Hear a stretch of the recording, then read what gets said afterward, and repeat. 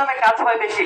আপনি উপমা দিয়ে যদি বোঝাই, আপনি একটা ছেলেকে নিয়ে এখন যাচ্ছেন রাস্তা দিয়ে, আপনার ছোট্ট কোমলমতি ছেলেটা আপনার কাছে যাচ্ছে একটা চিপস কিনে দেওয়ার জন্য বা একটা আইসক্রিম কিনে দেওয়ার জন্য।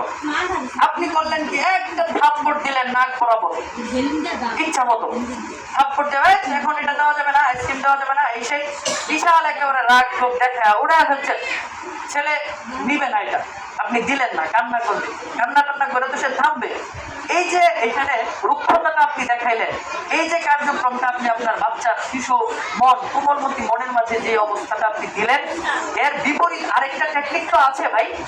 আপনি তাকে বলেন একদম বৈশা যান, তাকে বৈশা তার গালের মাঝে ধৈরা ছুঁয়া তারা একটা চুমু খায়, আপনি বলেন আব্বু তোমার আম্মুর কাছে তো টাকা নাই, তোমার আব্বুর কাছে তো এখন টাকা নাই, টাকা ছাড়া তো এটা বাকি দিবে না।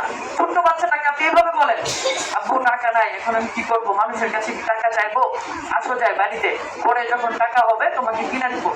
আপনি এইভাবে বুঝান, আপনি দেখবেন আপনার এই ছোট্ট বাচ্চাটা বুঝবে। আপনার এই ছোট্ট বাচ্চাটা আপনার থেকে বলবে, আপনি বলেন যে আমি কি এখন মানুষের কাছে টাকা চাইবো, এটা কি ভালো হবে? আপনার ছোট্ট বাচ্চাটা দেখবেন আপনার এই ব্যবহারটাও শিখবে, পাশাপাশি সে বলবে যে না থাক, আজকে দরকার নাই, বাসায় চলে যায়। দেখবেন আপনি বলবে। আপনি এইভাবে করে দেখেন, এইভাবে বাচ্চাদেরকে ভালোবাসা দিতে হবে।